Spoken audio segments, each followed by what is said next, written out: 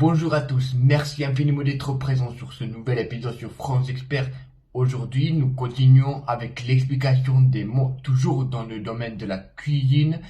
Restez jusqu'à la fin de cette vidéo parce que vous allez découvrir plein d'autres choses. Et en fait, vous savez que notre objectif, c'est d'atteindre quelques unités concernant la signification des mots, après quoi vous allez voir plein d'autres choses très intéressantes pour vous concernant la signification des mots. C'est parti pour cette vidéo. Concernant le premier mot qu'on a pour aujourd'hui, c'est le mot robot de cuisine. Et vous l'aurez compris, évidemment que si vous dites robot, ça veut dire une machine. Et d'autre part, vous dites un robot de cuisine, il s'agit d'une machine que vous possédez dans votre cuisine afin de préparer quelque chose. Et là, bel et bien, on est arrivé à notre deuxième synonyme, c'est ce mot machine. Alors, si vous dites machine, vous n'avez pas spécifié de quelle machine il s'agit. Ça peut être machine, par exemple, dans votre salle de bain, ça peut être un appareil que vous possédez dans votre cuisine, ou bien ça peut être, par exemple, machine qui fait référence à un moteur que possède votre voiture. Vous l'aurez compris que dans tous les cas, vous devez préciser de quelle machine il s'agit si vous mentionnez le mot machine. Et le deuxième synonyme concernant le mot robot de cuisine, c'est bel et bien le mot automate. Alors, si vous dites à quelqu'un que vous prenez votre café de l'automate, vous lui avez dit normalement que vous prenez du café d'un appareil qui vous sert afin de préparer le café, sans que vous le fassiez vous-même. Le deuxième mot qu'on a pour aujourd'hui, c'est le mot torchon. Alors, vous savez que torchon provient du verbe torcher et c'est pratiquement le synonyme du verbe essuyer. Alors, vous savez que torchon, c'est un petit objet que vous utilisez lorsque vous souhaitez essuyer la vaisselle. Les deux synonymes du mot torchon, ce sont des mots comme chiffon et essuiement. Par exemple, si vous voulez essuyer l'évier dans votre cuisine, vous allez utiliser plutôt le mot chiffon que le mot torchon. Alors que torchon s'utilise généralement si vous voulez essuyer la vaisselle. Et le deuxième synonyme qu'on a pour aujourd'hui concernant le mot torchon, c'est le mot essuiement.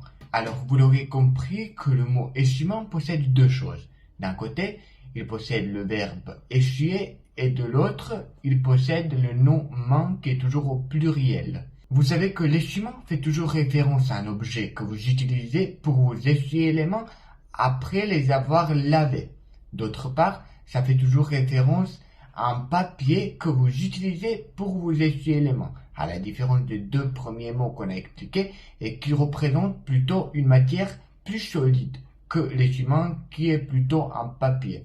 Alors, on est arrivé à notre troisième mot pour aujourd'hui, qui est le mot ouvre-bouteille, et ces deux synonymes qui sont décapsuleur et limonadier. On mentionne très souvent les mots qui sont appelés compositions. Ça veut dire que ce sont des mots qui sont constitués de deux choses. D'un côté, nous avons ici un verbe qui est le verbe ouvrir, et d'autre part, nous avons un nom bouteille. Ouvre-bouteille, c'est un objet que vous utilisez lorsque vous souhaitez ouvrir votre bouteille.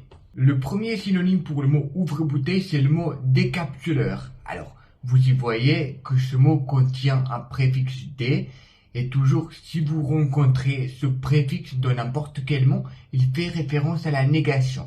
D'autre part, dans la base de ce mot, nous retrouvons aussi le mot capsule.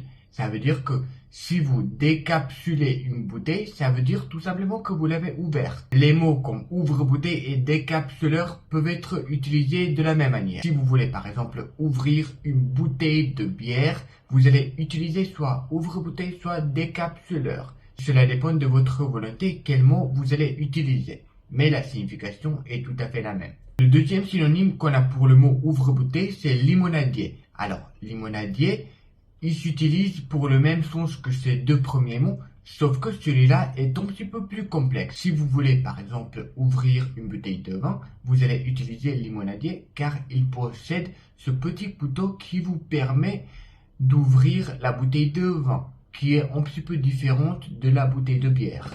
Concernant le quatrième mot qu'on a pour aujourd'hui, on va comparer les trois compositions.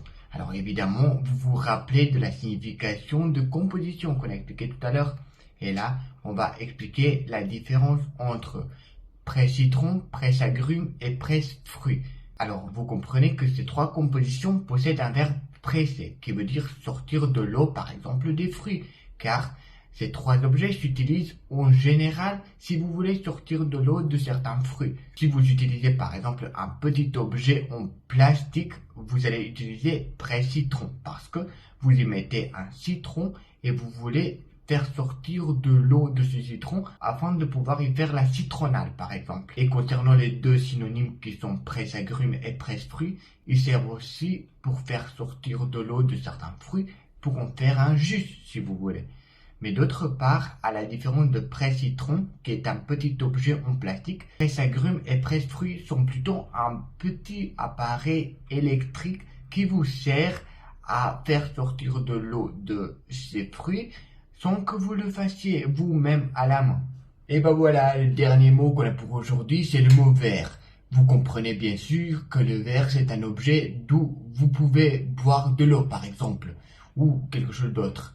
Mais si vous voulez par exemple comparer ce mot au mot comme gobelet et chope, on va le voir tout de suite quelle est la différence. Alors, normalement, le verre c'est un objet qui peut être en plastique ou en matière plus solide.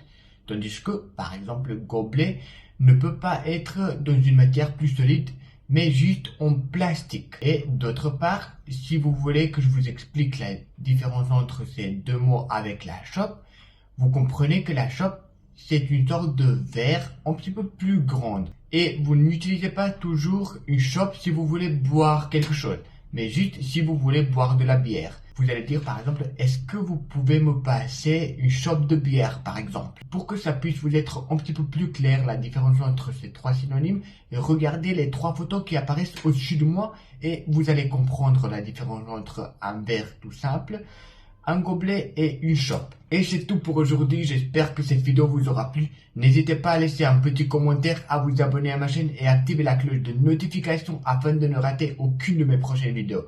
A plus!